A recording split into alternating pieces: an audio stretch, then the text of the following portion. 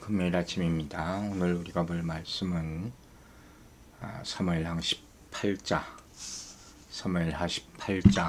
21절부터 27절까지 말씀 보도록 하겠습니다.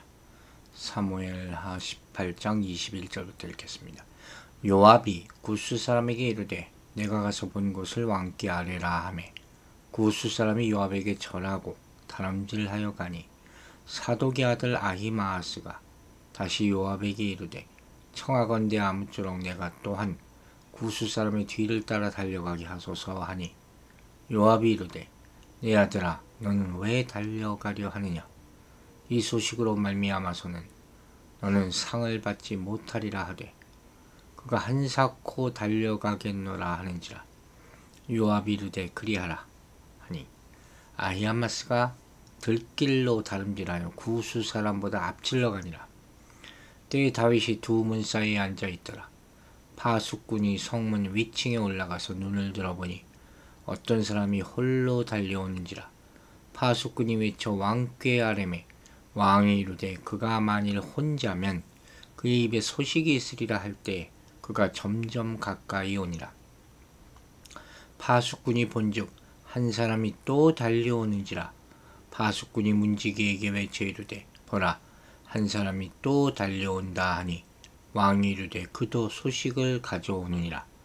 파수꾼이 이르되 내가 보기에는 앞선 사람의 다름질이 사독의 아들 아히마아스의 다름질과 같으니이다 하니 왕이 이르되 그는 좋은 사람이니 좋은 소식을 가져오느니라 하니라. 참 재미있는 이야기가 오늘 본문에 이렇게 나오죠. 소식을 기다리고 있는 다윗왕, 그리고 그 소식을 전하기 위해서 고민하는 신하들의 모습. 그렇죠? 참 이렇게 양측으로 나눠서 보는 것도 흥미로운 그런 뷰포인트라고 볼 수 있을 것 같아요. 먼저 요압이 구스 사람에게 이르되 내가 가서 본 것을 왕께 아뢰라 하며 요압이 지금 어쨌든 이 결과를 다윗에게 전해야 되지 않습니까?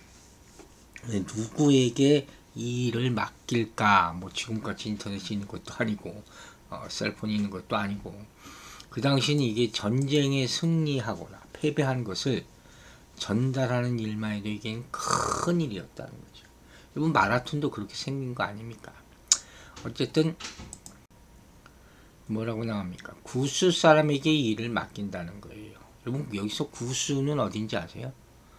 일반적으로 성경에 나오는 구스는 에디오피아거든요. 이 아프리카의 에디오피아, 아디스아바바라는 곳이 수도죠. 근데 이게 틀려요. 성경에서 말하는 구스는 이 오늘날의 수단 북부와 이집트 남부 사이에 위치한 누비아 지방을 영토로 삼았던 나라를 말합니다.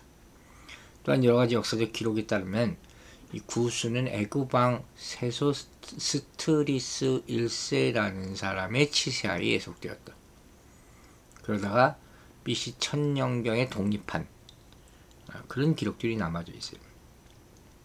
그리고 그 후에 이 구스 왕조가 나중에 BC 한 700년경에 애굽을 통치하기까지 합니다. 그래서 애굽인들은 이를 자신들의 제25왕조, 누비아 왕조라고 유명합니다. 그 역사로 다루고 있어요. 따라서 본절에 나오는 이 구스 사람이 바로 이 에디오피아인인데 아마 그는 다윗 왕의 노예로서 이번 전쟁에 참전했을 것으로 이렇게 추측하고 있다는 거예요.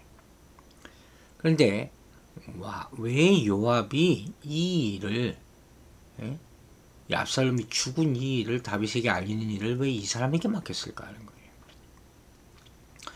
사실 정확하게 우리가 요압의 속셈을 알지 못하지만 추측컨대 아무도 그가 외국인이고 또 다윗 왕의 노예였기 때문에 아무런 부담감 없이 압살롬의 죽음을 알릴 수 있었을 것이다. 이렇게 판단했기 때문일 것으로 보는 것이죠. 또 다윗 왕이 이 구스인의 전령을 보는 순간 좋지 않은 일이 벌어졌다는 예감을 가질 수 있다는 점에서 다윗 왕의 충격 완화를 기대해왔기 때문이다. 이렇게 본 사람도 있어요. 물론 반대 견해도 있고. 그런데 원래 이 아히마스가 가려고 했었잖아요. 22절에 또 나타나요. 다시 요압에게 이르러 청하건대 아무쪼록 내가 또한 구스 사람의 뒤를 따라 달려가게 하소서. 그러니까 요압이 물어봅니다. 내 아들아, 너는 왜 그렇게 하려고 하느냐? 이 소식으로 말미암아서는 너는 상을 받지 못하리라 하되. 이 말은 이 소식으로 인하여 상을 받지 못할 것이다. 내게 보여진 소식은 없다. 원어의 의미는 말이에요. 이거예요. 즉 너에게 유익이 될 만한 소식이 아니지 않느냐. 그 얘기란 말이에요. 이렇게 요압은 이 전쟁에서의 승리가 중요한 것이 아니라 다윗에게는 압살롬의 죽음이 중요한 것이고, 이건 다윗에게 커다란 정신적인 충격을 안겨줄 것이라고 내다보고, 잘못하면 이건 뭐예요? 아히마스 가다가 죽을 수 있어요. 다윗이 충격받아서. 이거 자제시키는 나름대로 지혜로운 모습이라고 볼 수 있는 거죠. 이제 세 번째 또 달려간다고 23절에서 얘기합니다. 그러니까 할 수 없이 그리하라 하니 아히마스가 들길로 다름질하여 구스 사람보다 앞질러 가니. 앞질러 가니라. 저는 이 말에 주목합니다. 앞질러 가지 말았어야 될 길을 가고 있는 것 아닌가 하는 것이죠. 여기서 들길은 요단 계곡의 길을 의미하겠죠. 이게 평지 길이었기 때문에 빨리 달릴 수 있는 이점이 있으니까. 그러나 구스 있는 에브라임 수풀에서 마하나임으로 가는 직선 거리를 택했던 것 같아요. 그 길은 비록 거리상으로는 짧은 길이었을지 몰라도 언덕과 골짜기를 지나야하는 험난한 길이었다는 거죠. 따라서 아히마스가 비록 구스인보다 뒤늦게 출발했지만 이 구스인을 따라잡을 수 있었을 것이다. 뭐 여러 가지 해설서들이 얘기를 합니다. 자, 요압은 아까부터 계속 이 아히마스가 자기가 전하고자 하는 소식의 앞뒤를 다 파악하지 못하고 있었다고 여긴 거예요. 이거 만류한 거죠. 근데 그렇게 가고자 하니까 어떻게 해요? 할 수 없이 보내는 것이죠. 여기 잠깐 주목해 보세요. 결과를 생각하지 마요. 누군가가 소식을 전하는데 그 소식을 제대로 파악하지 못하고 그걸 전달한다고 해보세요. 이거 어리석은 일이에요. 그렇죠? 내용을, 메신저는요, 그 메시지가 뭔가를 알아야 되는 거예요.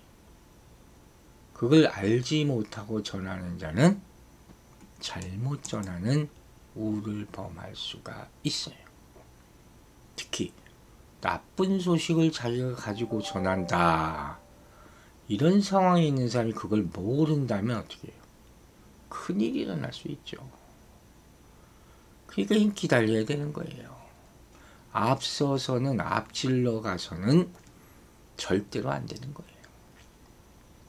여러분, 제가 가끔 얘기하는 게 있어요. 잘못된 열심이라는 게 참 위험한 것이다. 그 얘기 하잖아요. 이런 사람이 있어요. 나는 달려가고 싶어요. 나는 주님을 위해서 일하고 싶어요. 열심히 복음 전파하고 싶어요. 그런데 그 안에 메시지가 없으면 어떡할 거예요? 뭘 전해요? 그게 잘못됐다는 거예요. 안타깝고 미안한 얘기지만. 그 안에 메시지를 가지고 있어야지.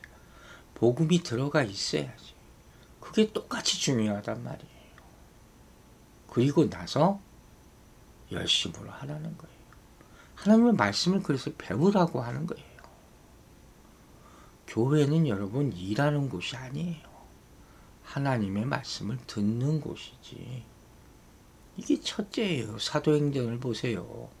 성령 받고 하나님의 말씀은 듣지 않습니까? 근데 뭘 자꾸 자기들이 뭘 한다고 나서요. 그래가지고 뭘 전해요. 그러니까 자기가 뭘 했다 자랑만 하고 싸우는 거예요. 여러분 절대로 제 말씀을 명심하시고 잊지 마시기 바랍니다. 자, 이제 다윗의 모습을 봅니다. 다윗은 어땠을까? 24절에 나오죠. 때에 다윗이 두문 사이에 앉아있더라. 파수꾼이 성문 위층에 올라가서 눈을 들어보니 어떤 사람이 홀로 달려오는지 눈이 빠지게 기다리고 있은 거예요. 이 두문 사이라는 성의 외문과 내문 사이를 의미하겠죠. 파수꾼의 성문로에서 아주 가까운 곳이라고 볼 수 있죠. 다윗이 지금 하루 종일 이곳에 앉아서 초조한 마음으로 전쟁터에서 기회를 오기를 기다리고 있는 거예요. 그럼 생각해 보세요. 다윗이 과연 무슨 소식을 기다리고 있겠어요? 전쟁의 승리의 소식? 이거는 이기는 전쟁이에요. 그럼 뭐예요? 압살롬이죠. 압살롬. 자신을 버리고 떠나 반역의 길로 갔던 압살롬.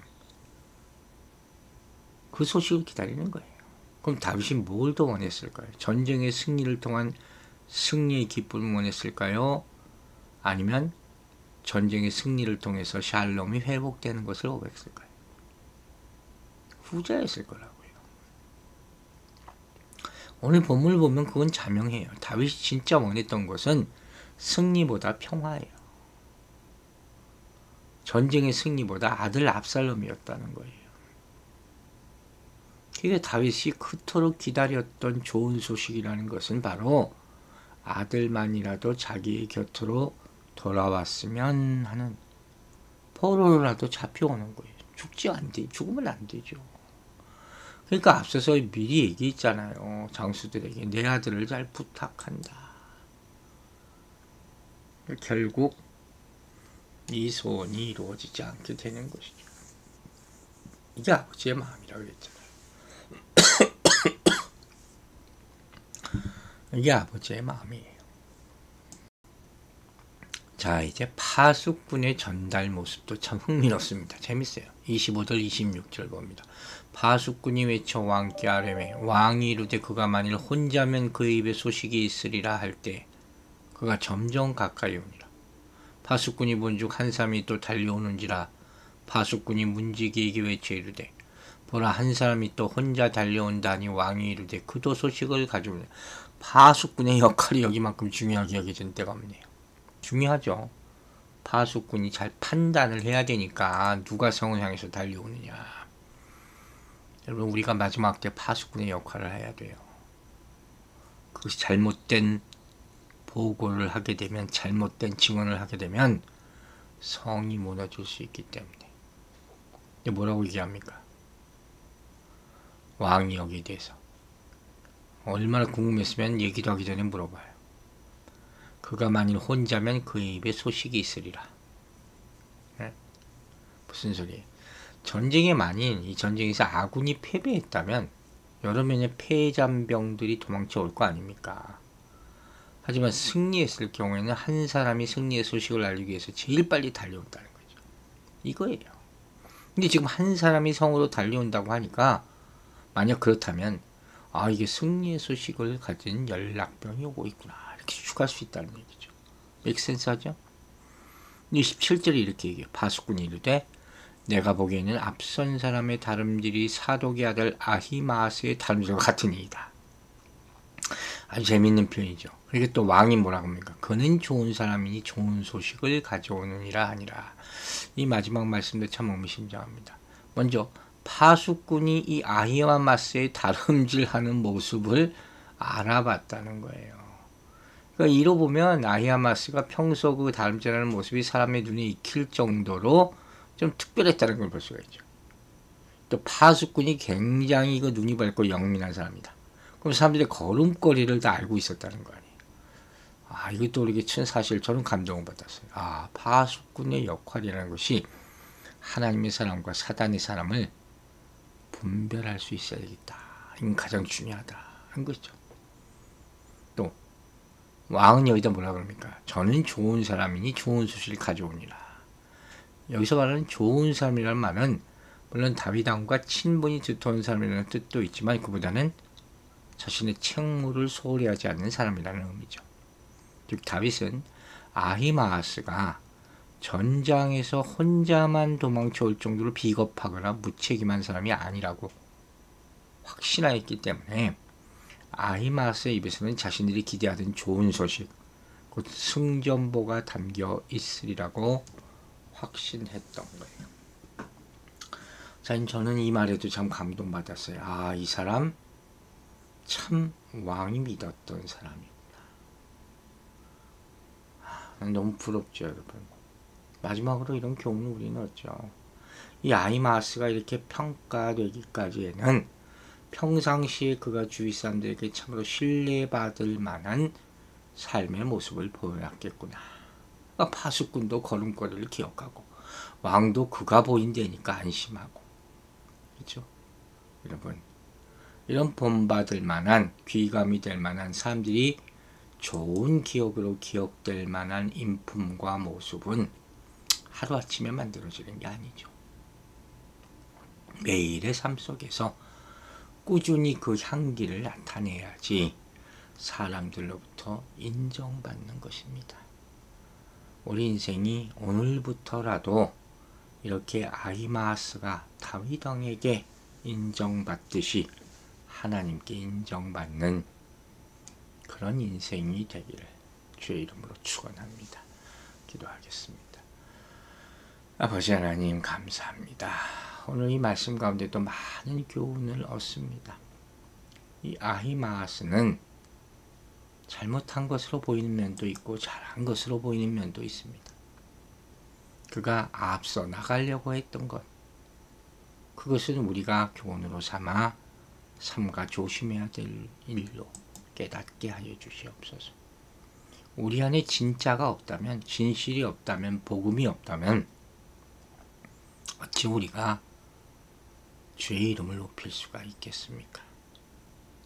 우리가 이란다 하지 말게 해주시고 우리가 하나님의 복음을 먼저 믿게 하여 주시옵소서. 말씀을 사모하는 마음 우리 성도들 갖게 허락하여 주시기를 간절히 기도합니다. 눈이 빠지게 이 전쟁의 결과를 기다리고 있는 다윗 왕을 보면서 아버지의 마음을 생각합니다. 우리 마음의 승리보다 평강이 먼저 깃들게 하여 주시옵소서. 누군가와 싸워 이기는 것이 뭐가 중요하겠습니까? 하나님이 이기게 하실 것을 믿고 진정한 평강이 우리 마음에 깃들 수 있도록 허락하여 주시옵소서. 또한 하나님께 인정받는 사람으로 우리 인생을 마무리할 수 있도록 겸손하게 하여 주시옵소서. 본이 되는 삶을 살 수 있도록 정말로 하나님 앞에 부끄럽지 않고 사람들에게 덕을 끼칠 수 있는 우리 모두, 우리 교회, 우리 성도들 될 수 있도록 도와주시옵소서. 연약한 우리들에게 힘을 주시는 하나님, 어떤 상황에도 낙심하지 말게 하여 주시고 서로 돕고 사랑하고 사랑을 나누는 공동체 되게 하여 주시고 하나님께서 다시 회복의 역사를 하나하나 시작하신 줄로 믿사오니 살아계신 하나님의 능력이 다시 보이게 하여 주셔서 부정적이거나 연약해진 마음 가운데 정말로 하나님 앞에 회개하고 엎드려서 살아계심을 찬양하는 모든 성도들의 모습이 나타날 수 있도록 그 기회로 삼아 주시옵소서. 오늘도 주를 찬양함으로 하루를 시작합니다. 주님 홀로 영광 받아 주시옵소서. 감사드리며 예수 그리스도의 이름으로 기도했습니다. 아멘.